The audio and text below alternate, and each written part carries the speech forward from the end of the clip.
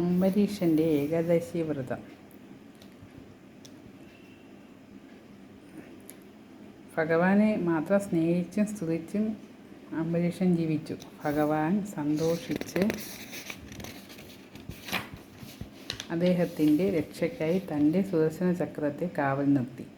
ഇങ്ങനെ കഴിയവേ മധുവനത്തിൽ പാർത്ത് അംബരീഷൻ പത്നിയോടൊപ്പം 1 വർഷക്കാലം ഏകാദശി വ്രതം അനുഷ്ഠിച്ചു. വൃശ്ചിക മാസത്തിലെ വെളുത്ത ദ്വാദശി ദിവസം 1 വർഷം വരുന്ന രീതിയിലായിരുന്നു വ്രതം അനുഷ്ഠിച്ചത്. 1 വർഷമായി ദ്വാദശി ദിവസം പാരണം ചെയ്ത് വ്രതം അവസാനിപ്പിക്കേണ്ട സമയം എത്തി. അംബരീഷൻ പാരണം കഴിക്കുവാൻ തുടങ്ങവേ ദുർവാസാവ് മഹർഷി അതിഥിയായി അവിടെ എത്തി. ആ വരവിൽ ഒരു ദുരുദ്ദേശമുണ്ടായിരുന്നു മുനിവര്യന്. അംബരീഷൻ്റെ വ്രതം മുടക്കുവാൻ ഇന്ദ്രൻ പറഞ്ഞു വിട്ടതായിരുന്നു മഹർഷിയെ. ഇതൊന്നും അറിയാത്ത അംബരീഷൻ മഹർഷിയെ നമസ്കരിച്ച് പാരണയ്ക്ക് ക്ഷണിച്ചു. കുളിച്ചു വരാം എന്ന് പറഞ്ഞു പോയ മഹർഷി നേരം വളരെ കഴിഞ്ഞിട്ടും കാണാതെ അംബരീഷൻ വളരെ വിഷമിച്ചു. ദ്വാദശി കഴിയുന്നതിന് മുമ്പ് പാരണ കഴിച്ചില്ലെങ്കിൽ വ്രതഭംഗം വരും. ധർമ്മസങ്കടത്തിലായ ചക്രവർത്തി പുരോഹിതന്മാരോട് ആലോചിച്ച് തീർത്ഥം കഴിച്ച് പാരണ നടത്തി. സങ്കടം എന്തായിരുന്നു എന്ന് വെച്ചാൽ പാരണയ്ക്ക് ക്ഷണിച്ച് അതിഥിക്ക് നൽകാതെ ആതിഥേയൻ കഴിക്കുന്നത് അധർമ്മമാണെന്നായിരുന്നു വിശ്വാസം. എന്തായാലും തുളസി തീർത്ഥം പാരണയായി കഴിച്ച് വ്രതഭംഗം വരുത്താതെ ദുർവാസാവിനെയും പ്രതീക്ഷിച്ച് അംബരീഷൻ നിന്നു. കുളി കഴിഞ്ഞെത്തിയ ദുർവാസാവ് തൻ്റെ ജ്ഞാനദൃഷ്ടി കൊണ്ട് അംബരീഷൻ ജലപാനം ചെയ്തതറിഞ്ഞു. പിന്നെ പറയാനുണ്ടോ, മുൻകോപിയാണല്ലോ മഹർഷി. കോപം വന്നാൽ ഉടൻ ശപിക്കും. കോപം വയ്യാതെ അദ്ദേഹം തൻ്റെ ജട പിടിച്ച് വലിച്ചെറിഞ്ഞു. അപ്പോൾ അതാ ഒരു ഭയങ്കര രൂപം ആ ജടയിൽ നിന്നും രൂപം കൊണ്ടിരുന്നു. അഗ്നിയെപ്പോലെ ആളിക്കത്തുന്ന ഭൂതം. കയ്യിൽ വാളുണ്ട്. രൂപമോ പേടിപ്പെടുത്തുന്നത്. അംബരീഷൻ്റെ നേർക്ക് ചാടി. അംബരീഷനുണ്ടോ പേടി? ഭഗവാനെ പ്രാർത്ഥിച്ച് നിശബ്ദം നിലകൊണ്ടു രാജാവ്. തൻ്റെ ഭൂതം അംബരീഷനെ ഇപ്പോൾ കൊല്ലും എന്ന പ്രതീക്ഷയോടെ ദുർവാസാവും കണ്ണുമിഴിച്ചു നിന്നു. എല്ലാവരുടെയും പ്രതീക്ഷകളെയും തകർത്തുകൊണ്ട് അവർ കണ്ടതോ, ഭൂതം ഭസ്മമായി നിലത്ത് കിടക്കുന്നു.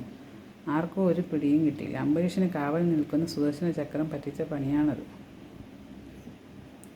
ചക്രം പെട്ടെന്ന് പ്രത്യക്ഷപ്പെട്ട നിമിഷ നേരം കൊണ്ട് ഭൂതത്തെ ഭസ്മമാക്കി. ദുർവാസാവ് സ്തബ്ധനായി.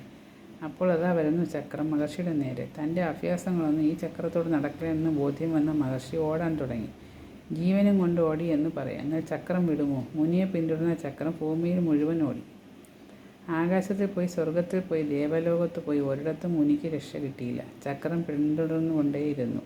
നിവൃത്തിയില്ലാതെ ജീവനിൽ കൊതിക്കൊണ്ട് ദുർവാസാവ് ബ്രഹ്മാവിനെ സമീപിച്ചു. ബ്രഹ്മാവ് പറഞ്ഞു, വിഷ്ണുവിനോട് മത്സരിക്കാനൊന്നും താനില്ലെന്ന്.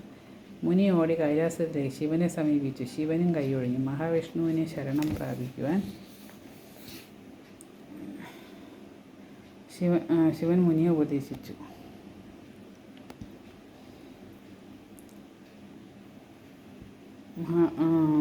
അദ്ദേഹത്തിന് മാത്രമേ ഇതിൽ എന്തെങ്കിലും ചെയ്യാൻ കഴിയൂ. കേട്ട പാതി കേൾക്കാത്ത പാതി മുനി വൈകുണ്ഠത്തിലേക്ക് പാഞ്ഞു.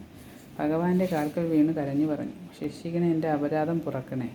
ഭഗവാനെ ഒരു പാട് സ്തുതിക്കുകയും ചെയ്തു. എങ്ങനെ സുദർശന ചക്രത്തിൽ നിന്ന് രക്ഷപ്പെടണ്ടേ? തൊട്ടില്ല എന്ന മട്ടിൽ അത് മുനിയുടെ പിറകെ ഉണ്ടല്ലോ. ഭഗവാൻ എന്ത് ചെയ്യും? തൻ്റെ ഭക്തനെയല്ലേ മുനി ദ്രോഹിച്ചിരിക്കുന്നത്. അത് ക്ഷമിക്കുക സാധ്യമല്ലല്ലോ. ഭഗവാന്റെ പ്രതികരണം എങ്ങനെയെന്ന്? അംബരീഷനെ തന്നെ ശരണം പ്രാപിക്കുക. അദ്ദേഹത്തോട് മാപ്പ് ചോദിക്കുക. അദ്ദേഹം ക്ഷമിച്ചാൽ രക്ഷ കിട്ടും. അംബരീഷനെ നശിപ്പിക്കാൻ ശ്രമിച്ച ദുർവാസാവിന് അദ്ദേഹത്തെ തന്നെ ശരണം പ്രാപിച്ച് മതിയാകുന്നു എന്ന സ്ഥിതിയായി. പ്രാണൻ രക്ഷിക്കാൻ അതേ ഒരു വഴിയുള്ളൂ. മുനി തിരികെ അംബരീഷൻ്റെ അടുക്കലേക്ക് ഓടി. അദ്ദേഹത്തിൻ്റെ പാദങ്ങളിൽ സാഷ്ടാംഗം നമസ്കരിച്ച് ക്ഷമ ചോദിച്ചു. തന്നെ നശിപ്പിക്കാൻ ഒരുമ്പെട്ട ദുർവാസാവിനെ രക്ഷിക്കാൻ അംബരീഷൻ മഹാവിഷ്ണുവിനോട് പ്രാർത്ഥിച്ചു.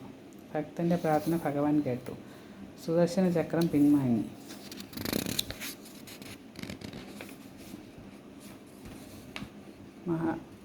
മുനി മഹർഷിക്ക് വിഷ്ണു ഭക്തിയുടെ മാഹാത്മ്യം മനസ്സിലാക്കി. അദ്ദേഹം അംബരീഷനെ അനുഗ്രഹിച്ചു. ദുർവാസാവിൻ്റെ ഓട്ടം ഒന്ന് ചിന്തിച്ച് നോക്കും. മുന്നിൽ ദുർവാസാവ്, പിന്നെ സുദർശന ചക്രം. 1-2 ദിവസമല്ല, 1 വർഷക്കാലം ദുർവാസാവ് ഓടിക്കൊണ്ടിരുന്നു എന്നാണ് പറയുന്നത്. പാവ അംബരീഷൻ ജലപാനം മാത്രം ചെയ്ത് ഊണ് കഴിക്കാതെ ഭഗവത് പ്രാർത്ഥനയുടെ 1 വർഷം കഴിച്ചു. കാരണം ദുർവാസാവിനെ ഊട്ടിയിട്ട് അംബരീഷന് കഴിക്കാനാവൂ. ക്ഷിപ്രകോപം മഹർഷിക്കെന്ന പോലെ എല്ലാവർക്കും വിനയാണ്.